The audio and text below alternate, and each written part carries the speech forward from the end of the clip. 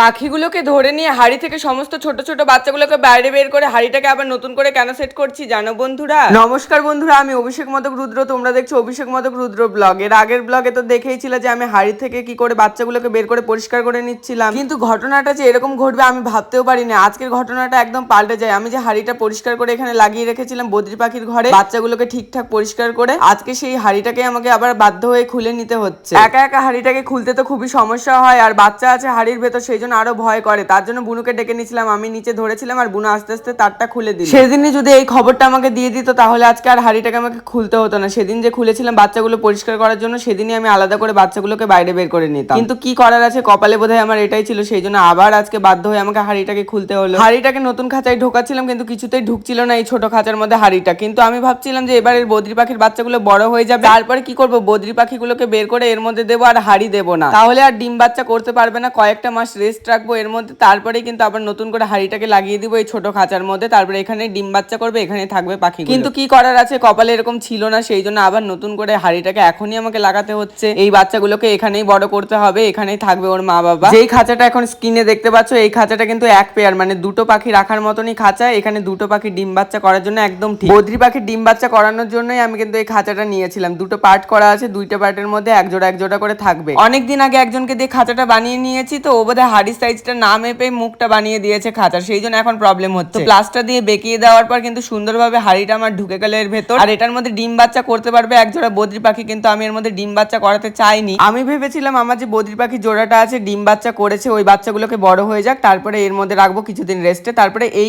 ছোট খাঁচার মধ্যে আমি হাড়ি দেবো। তখন ডিম বাচ্চা করাতে চেয়েছিলাম, এখন করাতে চাইনি। কিন্তু এখন কিছু করার নেই, এর মধ্যে বাচ্চাগুলোকে বড় করতে হবে, তারপরে আমি আবার হাড়িটাকে খুলে নিব। তো এখন আমি পাখিগুলোকে ধরে নিচ্ছিলাম, কারণ মা বাবা ছাড়া তো আর পাখিগুলো বড় হবে না, তো মা বাবাকে ওই খাঁচায় দিতেই হবে। তোমরা হয়তো অনেকেই ভাবছো এই বড় খাঁচা থেকে কেন পাখিগুলোকে আমি সরিয়ে দিচ্ছি, এই খাঁচাটাকে কেন পরিষ্কার করছি। তো দেখো, এই খাঁচাটা যখন আমি বানিয়েছিলাম তখন বড় পাখি পোষার জন্য খাঁচাটা বানিয়েছিলাম। সেই সময় দাঁড়িয়ে আমার পক্ষে সম্ভব ছিল না দুটো বড় পাখির জোড়াকে ঠিকঠাক করে লালন পালন করা, সেই জন্য নিচের খাঁচার মধ্যে আমি বদ্রি পাখি রেখেছিলাম, উপরে তো জানোই ককাটেল ছিল। কয়েক মাস ধরে আমি বড় পাখির একটা পেয়ার খুঁজছিলাম, ভালো সুস্থ স্বাভাবিক পাখি। তো জানোই যে সুস্থ স্বাভাবিক পাখি, ভালো পাখি খুঁজে পাওয়াটা খুব দুষ্কর। বড় পাখিগুলো যখন বাচ্চা থাকে তখন কিন্তু অনেকেই বিক্রি করে দেয়, কিন্তু যখন বড় হয়ে যায়, যখন জোড়া নেয়, তখন কিন্তু কেউ বিক্রি করতে চায় না সচরাচর সুস্থ স্বাভাবিক পাখি। একমাত্র যদি জোড়ায় কোনো সমস্যা থাকে, ঠিকঠাক ডিম বাচ্চা না করে, তাহলেই কিন্তু লোকে সরিয়ে দেয় পাখিগুলো, তাছাড়া কিন্তু কেউ সরাতে চায় না চট করে নিজের ভালো পাখি। তো এইরকম একটা পাখির জোড়া পেয়েছি যেটা সত্যি ভালো, ডিম বাচ্চা ঠিকঠাক করে। তো আমি এটাকে কিছুতেই হারাতে চাচ্ছিলাম না, আমি এটাকে নিয়ে নিতে চাচ্ছিলাম, কারণ এরকম জোড়া চট করে পাওয়া যায় না। সেই জন্য এরকম তাড়াহুড়ো করে বদ্রি পাখির যে জোড়াটা, সেটা বদ্রি পাখির যে খাঁচাটা আছে সেটার মধ্যে ঢুকে দিলাম, আর বড় পাখির খাঁচাটাকে পরিষ্কার করে নিলাম। কি পাখি নতুন নিচ্ছি সেটা জানার জন্য চ্যানেলে কিন্তু থাকতে হবে, প্রতিদিন ভিডিও দেখতে হবে। তাহলে আজকের ভিডিওটা এখানে শেষ করলাম, দেখা হবে পরের ভিডিওতে নতুন পাখির সাথে।